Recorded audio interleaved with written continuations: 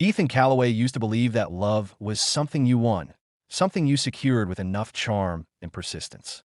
When he first met Lila Monroe at a friend's rooftop birthday party, he treated her like a prize, bright, captivating, and slightly out of reach.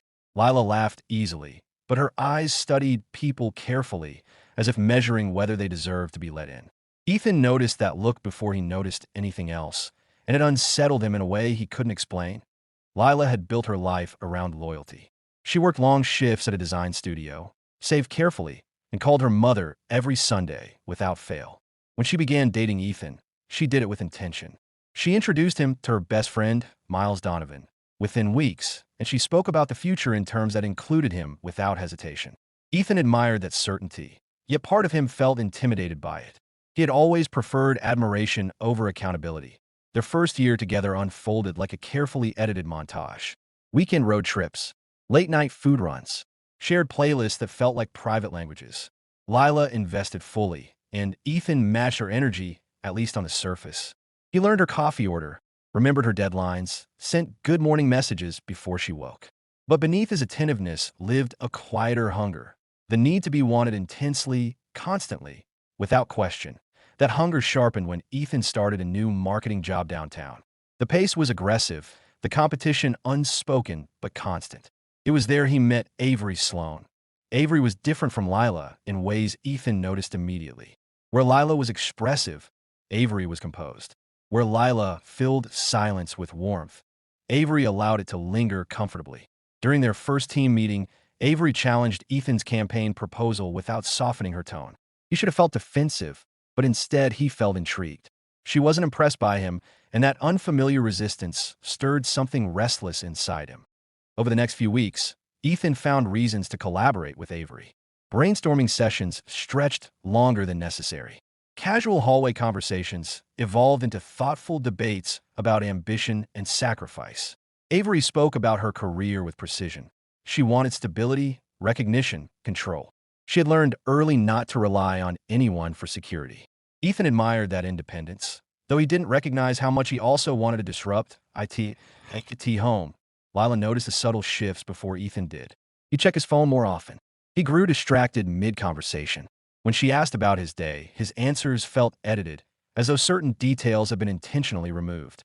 Lila wasn't suspicious by nature, but she was intuitive. She sensed distance creeping into moments that once felt effortless. One evening, as they cooked dinner together, Lila reached for his hand and asked softly, "Are you happy, Ethan?" The question caught him off guard. "Of course I am," he replied too quickly.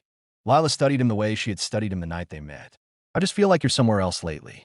He brushed off her concern with a kiss on her forehead, promising work stress was temporary. Lila accepted the explanation because she wanted to believe it. Love, for her, meant giving trust room to breathe. The truth was more complicated. Ethan wasn't unhappy with Lila. He was unsettled by the predictability of being deeply known. Lila saw his strengths and his flaws, and she chose him anyway. Avery, on the other hand, saw only the version of him he curated at work, confident, sharp, slightly mysterious. Around Avery, he felt unburdened by history. One late night at the office, after most of the team had left, Ethan and Avery remained to finish a presentation. The fluorescent lights hummed overhead, casting everything in sterile clarity. As they reviewed slides, their conversation drifted away from strategy and toward personal ambitions. "Do you ever feel like you're meant for more than what you have?" Ethan asked. Avery didn't look at him immediately. "Everyone wants more," she said evenly. "The question is what you're willing to risk to get it." Her answer lingered long after they packed their laptops. Ethan walked her to the elevator, aware of a tension that neither of them named. Nothing inappropriate had happened, yet something unspoken had shifted. It wasn't physical, it was the thrill of potential. Meanwhile, Miles Donovan watched Lila carefully during their weekly coffee ritual. "You seem tired," he observed. "Ethan's just busy," Lila insisted, though her voice lacked conviction. "It's a new job." Miles didn't push further, but he stored the information away. He had known Lila long enough to recognize when she was minimizing her own worries. Days turned into weeks. Ethan's internal conflict deepened. He convinced himself that harmless conversations weren't betrayals. He told himself that curiosity didn't equal wrongdoing. Yet he also found himself replaying Avery's words at night, while Lila slept beside him. He began to compare them in ways that felt unfair even to his own conscience. Lila's warmth versus Avery's restraint. Lila's certainty versus Avery's mystery. The comparisons fed his ego rather than clarifying his heart. The turning point came during a team celebration after securing a major client. Drinks flowed more freely than usual, and professional boundaries softened under dim lighting. Ethan and Avery found themselves alone on the balcony overlooking the city skyline. The noise from inside faded, replaced by the hum of distant traffic. "You're different outside the office," Avery observed quietly. "Better or worse?" he asked. "More honest," she replied. The word unsettled him. Honest. Was he honest with Lila? With himself? For a moment, neither of them moved. The air between them felt charged not with action, but with possibility. Ethan understood that stepping closer, even emotionally, would complicate everything. He also understood that he wanted to feel chosen in this new, unpredictable way. When he returned home that night, Lila was asleep on the couch, waiting for him. A blanket had slipped to the floor. Ethan stood there longer than necessary, watching the rise and fall of her breathing. She looked peaceful, trusting. He picked up the blanket and covered her gently, guilt brushing against him like a warning.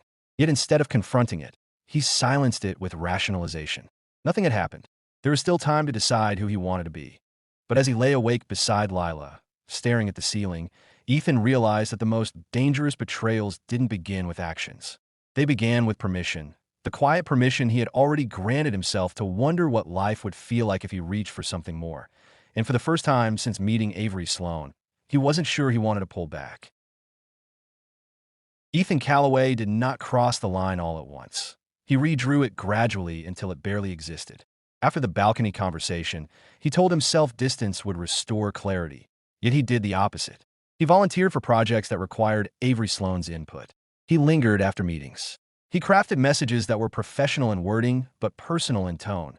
Avery noticed. She wasn't naive, nor was she impulsive. Avery valued control, and control required awareness. She understood the subtle shift in Ethan's attention, the way his eyes searched for her reaction before anyone else's, the way his compliments carried a private undercurrent. Instead of rejecting it outright, she studied it, curious about why a man in a committed relationship would allow ambiguity to bloom so freely like the tea home. Lila Monroe felt the absence before she saw it. Ethan's laughter came slower. His apologies came quicker. He kissed her with affection, but without presence. She began filling the silence with optimism, suggesting date nights, planning small surprises, working harder to maintain the closeness they once shared effortlessly. One Friday evening, Lila arranged dinner at their favorite neighborhood restaurant, the place where Ethan had first told her he loved her. She dressed carefully, choosing the blue dress he once said made her look unstoppable.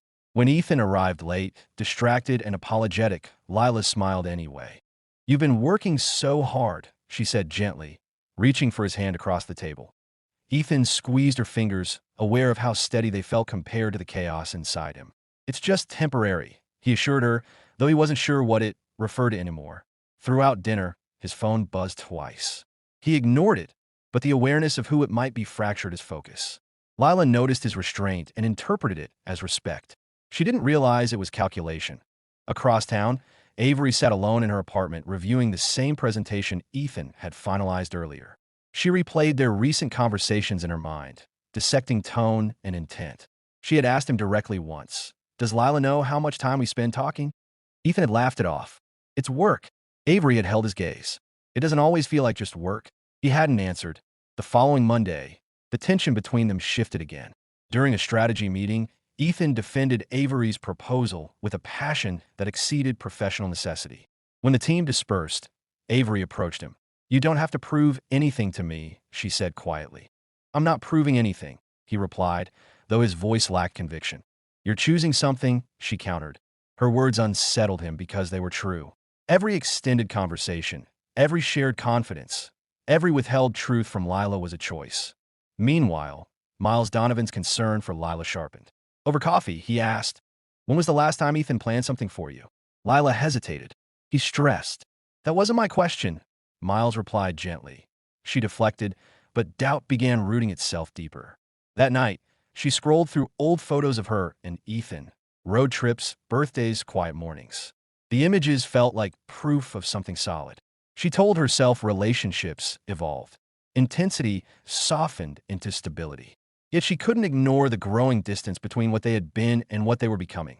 The inevitable happened on a rainy Thursday evening. Ethan and Avery stayed late again, finalizing a campaign before deadline. The office emptied, lights dimming automatically row by row. Thunder rolled outside, pressing them into a kind of isolation that felt intimate despite its innocence. Avery closed her laptop and exhaled. "You should go home." "I will," Ethan replied, but he didn't move. Silence stretched between them, not awkward but charged. Ethan stepped closer, close enough to notice the faint citrus scent of her perfume. He wasn't thinking about consequences. He was thinking about how alive uncertainty made him feel. "This isn't fair," Avery said softly, though she didn't step back. "Fair to who?" he asked. "To her." Lila's name hovered unspoken in the air. For a brief moment, Ethan considered retreating. He imagined Lila waiting at home, perhaps watching a show they once loved together. He imagined the trust in her eyes. But he also imagined walking away from the possibility in front of him, returning to predictability. His silence became its own answer. Avery studied him carefully. "If you don't know what you want, Ethan, you shouldn't be here." The statement wasn't an ultimatum. It was a boundary. And boundaries demanded courage. Instead of responding verbally, Ethan reached for her hand. The gesture was simple, restrained, but unmistakably intimate. Avery's breath caught, not from shock, but from recognition. This was the moment when ambiguity hardened into reality. She withdrew her hand first. "Decide," she said firmly. "I won't be someone's secret." The clarity of her refusal struck deeper than acceptance would have. Avery wasn't interested in stolen affection. She wanted intention or nothing at all. Ethan left the office unsettled, rain soaking through his jacket as he walked his car. He had expected excitement, maybe triumph. Instead, he felt exposed. Avery had forced him to confront what he'd been avoiding. He was no longer balancing harmless curiosity. He was standing at the edge of betrayal, like a tea home. Lila greeted him with quiet warmth, unaware of how close he had come to fracturing everything. She wrapped her arms around him without suspicion. "I miss you," she whispered. The simplicity of her confession pierced him. Lila didn't ask for grand gestures or perfection. She asked for presence. Ethan held her longer than usual, aware that he was holding two futures in his hands, one built on loyalty and depth, the other on risk and reinvention. He told himself he would make a decision soon, that this limbo couldn't last. But indecision, he was beginning to learn, was its own form of betrayal. As Lila rested her head against his chest, trusting and unaware, Ethan stared into the quiet room and understood something that frightened him more than temptation itself. He no longer knew which version of himself he wanted to become. And somewhere across the city, Avery Sloane was waiting, not for him to want her, but for him to choose. Ethan Calloway spent the next week attempting discipline. He limited conversations with Avery Sloane to strictly professional exchanges, responded to her emails with brevity, and left the office on time twice in a row. On the surface, he appeared resolved. Internally, he felt restless. Avery noticed the shift immediately. She did not confront him. Instead, she matched his distance with composure. Her restraint unsettled him more than confrontation would have. If she had demanded clarity, he could have reacted. If she had shown jealousy, he could have justified himself. But Avery's calm withdrawal forced him to sit alone with his uncertainty. He could tea home. Lila Monroe sensed improvement. Ethan laughed more easily at dinner. He put his phone face down.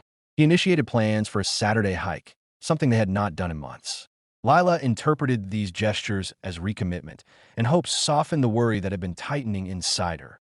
During the hike, surrounded by open sky and steady wind, Lila spoke about the future again. She mentioned moving into a larger apartment, maybe adopting a dog, maybe even traveling abroad next year. "Where do you see us in 5 years?" she asked, her tone light but her eyes serious. Ethan hesitated a fraction too long. "I see us strong," he answered carefully. Lila smiled, accepting the vagueness as sincerity. She leaned into him, unaware that his pause had not been about logistics, but about identity.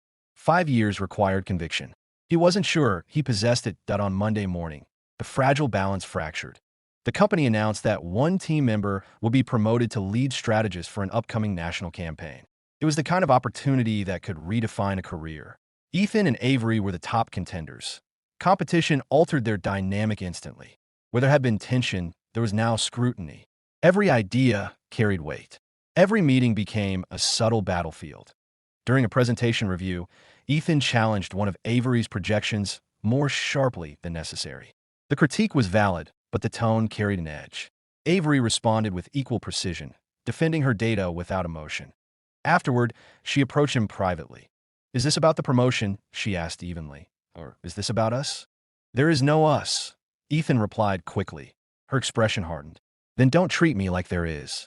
The statement revealed something he hadn't admitted. His feelings were entangled with his ambition. He didn't just want Avery's attention. He wanted to win against her, to prove himself superior, to validate the image he projected. That evening, Lila invited Ethan to dinner with Miles Donovan. She believed shared time with friends would rebuild their rhythm. Miles observed Ethan carefully throughout the meal, noting his distracted glances and calculated enthusiasm. At one point, Miles asked casually, "How's the new job treating you?" "Competitive," Ethan admitted. "Healthy competition?" Miles pressed. Ethan met his gaze. "Depends on what you're willing to sacrifice." The comment lingered longer than intended. Lila looked between them, sensing undercurrents she couldn't fully decipher. Later that night, after Lila fell asleep, Ethan stood alone in the kitchen replaying the day. The rivalry with Avery had intensified his emotions rather than dissolving them.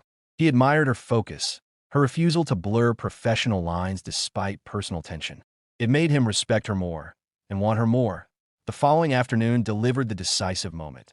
The executive board requested a joint presentation from Ethan and Avery, asking them to merge their strategies into one cohesive proposal. Collaboration, not competition, would determine the promotion.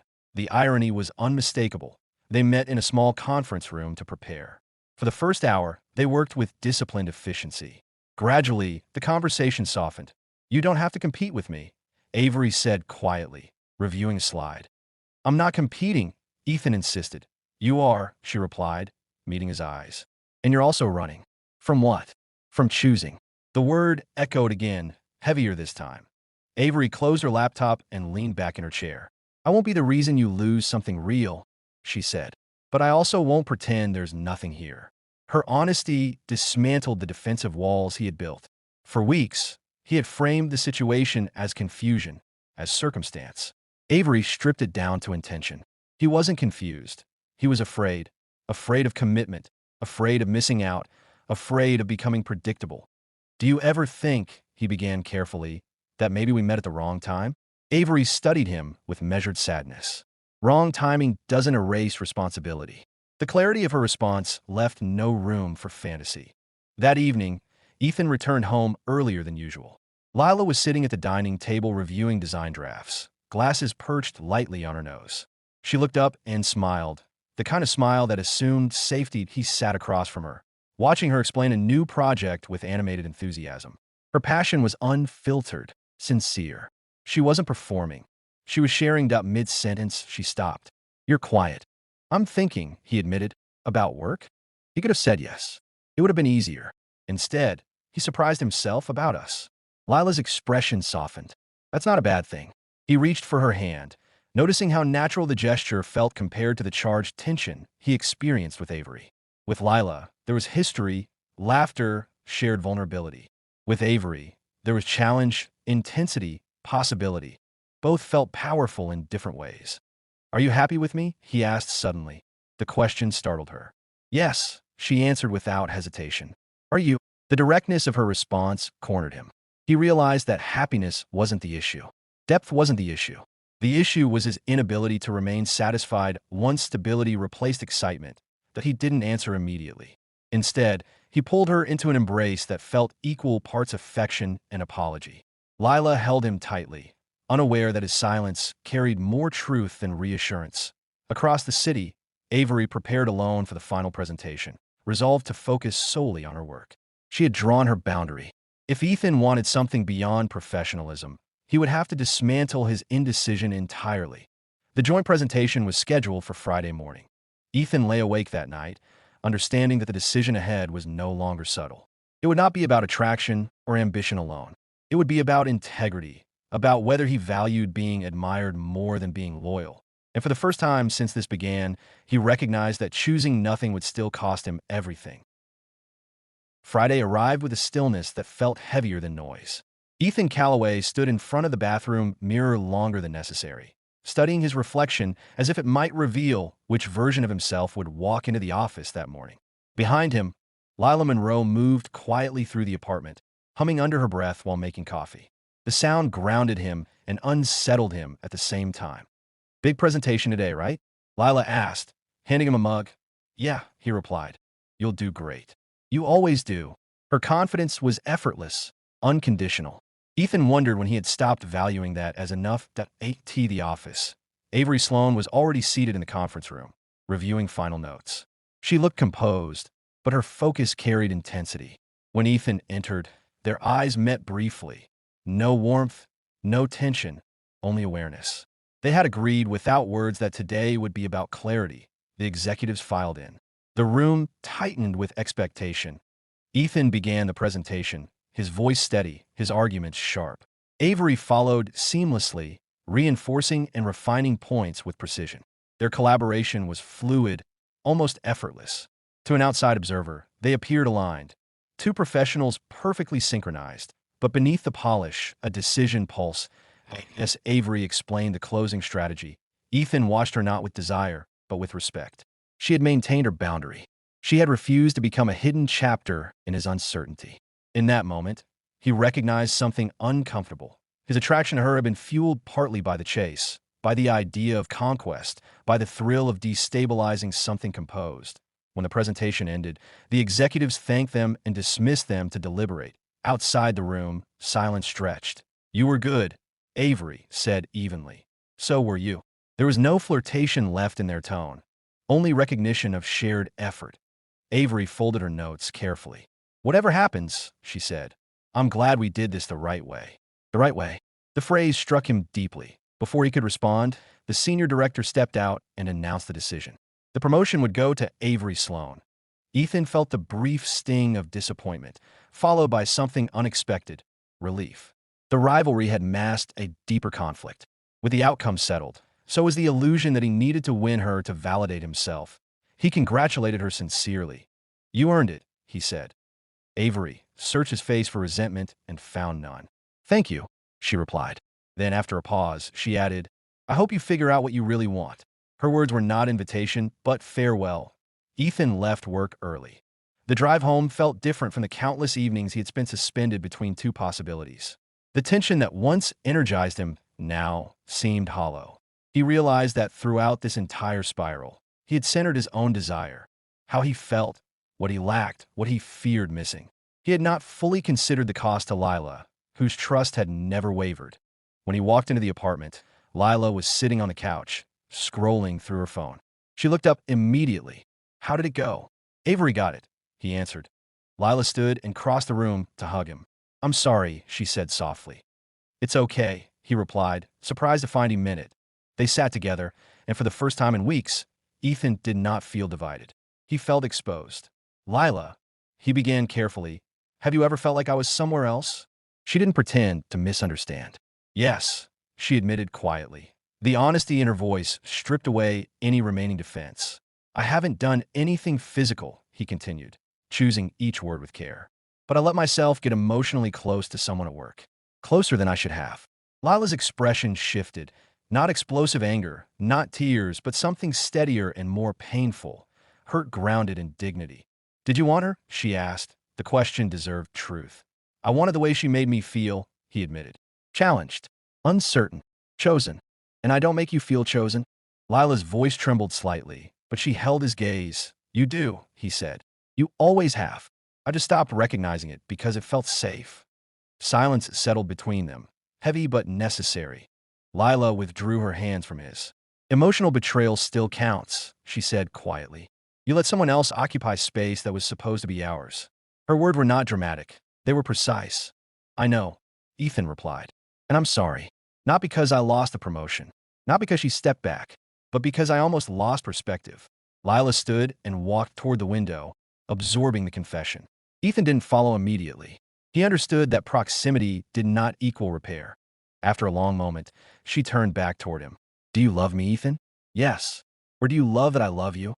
The question cut deeper than any accusation that he thought about the balcony, the competition, the thrill of uncertainty. He thought about late-night drives with Lila, shared laughter, quiet Sundays. He realized that love wasn't supposed to feel like conquest. It was supposed to feel like commitment chosen repeatedly. "I love you," he said again, this time without hesitation. "But I need to learn how to stay present inside that love." Lila studied him carefully, measuring sincerity the way she had the night they met. "I won't compete with another woman for emotional space," she said firmly. "If we continue, it's because you choose this fully, not because it's familiar." He nodded. The choice, at last, was clear, not between two women, but between ego and integrity. Lila didn't embrace him immediately. Instead, she sat back down, leaving space between them on the couch. It wasn't rejection, it was recalibration. "We rebuild slowly," she said. "If we rebuild." Ethan accepted the condition without protest. For the first time, he understood that desire was fleeting, but trust required deliberate effort. Across the city, Avery Sloane celebrated her promotion quietly, confident not only in her career, but in her boundaries. She had refused to become collateral damage in someone else's confusion. Back in the apartment, the distance between Ethan and Lila felt both fragile and honest. Nothing dramatic had exploded. No doors had slammed. But something fundamental had shifted. Illusion had given way to accountability. As evening settled, they remained seated side by side, not touching, not drifting apart, simply existing in the aftermath of truth. Ethan knew the real work was only beginning. Temptation had not destroyed him. Avoidance had nearly done so. Whether love would survive now depended not on passion, but on consistency. And as Lila stared ahead, thoughtful and guarded, Ethan understood that earning her trust again would require more than words. It would require becoming the man he had nearly failed to be. The decision had been made. The consequences were just beginning.